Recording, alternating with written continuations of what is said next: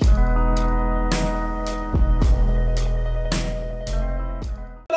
What's happening, everyone? Welcome back to the channel. Hope you're doing well. Thank you, as always, for being here on this absolutely beautiful day. Hope it is where you guys are as well.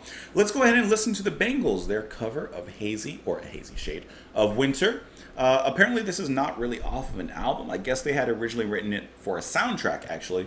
Less Than Zero, which was released in 1987. So we had listened to Simon and Garfunkel's version off of their album Bookends. We finished that album. You can find it in a playlist somewhere if you want to watch that. But so many of you guys had said, hey, now that you heard the original, you got to listen to the Bangles version because apparently it's quite bangling.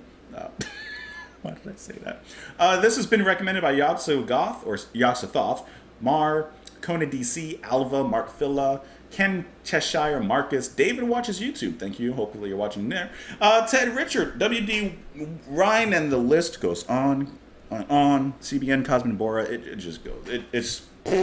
So let's go ahead and listen to the track. So many of you have recommended it. I'm excited to see what the Bengals change, what they keep the same. Let's let it run and we'll talk about it after. Bye-bye.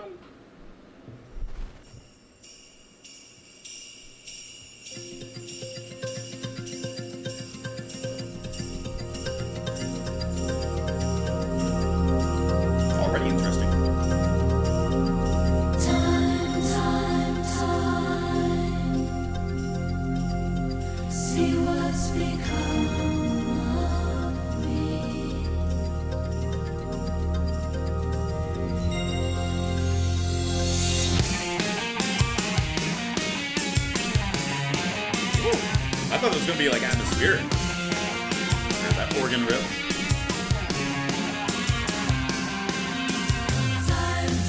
Time, see what's become of me. That's good. While I looked around for my possibilities, I was so hard to please. Ooh, they really did do it up.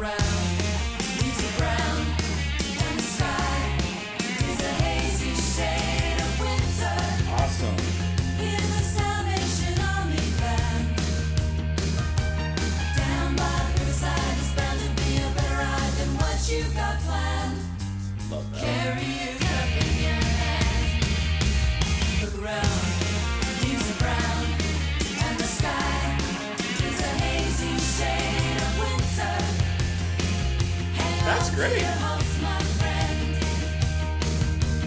That's an easy thing to say, but if your hopes should pass away, simply pretend that you can build them again. Look around, grass is high, feels alright. It's the springtime of my life. Woo! They rocked this up. Seasons change with the scenery, weaving time in a tapestry. Won't you stop and remember me?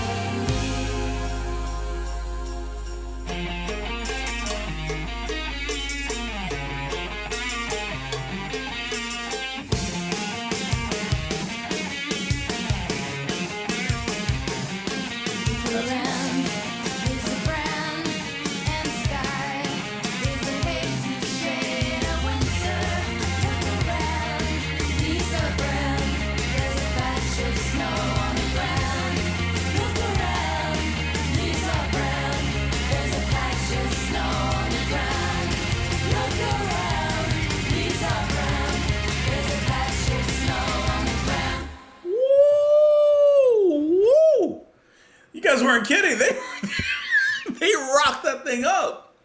They at first I thought this was going to be like a more elongated, dramatic, more atmospheric version, like based off the beginning, right? Oh, but then they got right into that. Ba, ba, ba, ch, ba, ba, ba. Love that. Da, da, da, da. And that bass line is just grooving, bringing in the harder riffs. Love that. And then their vocals are just pristine, crystal clear on top of all that. This was a perfect... Okay, here's the thing, right? Usually when we listen to cover versions, originals, usually I'll pose a question, which do you prefer, the original or the cover?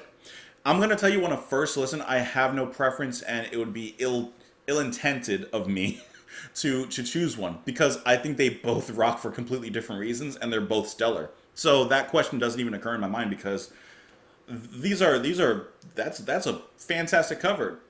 I'm going to say it again. Listen, I've said it on multiple videos where we've done covers versus originals. This is how you do a cover. Fruff it up a little bit. That's not even a word. Fruff it up. Do something. Change it.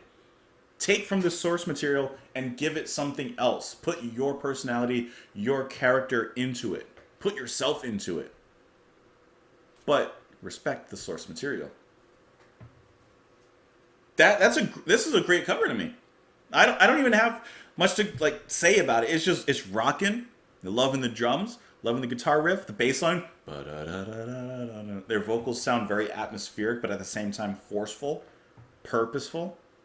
Give that to me. Yeah, absolutely. I'm not going to go over the lyrics because we've done that on the original song, and I have the original song lyrics up just to make sure that the lyrics were the same. Because sometimes when you do a cover, you may change a few lyrics, of course, once again, to repurpose it according to how you want to tell the story or whatever, but the lyrics are actually the same, so I don't need to go into those again. However, I do see that there's an article regarding this song.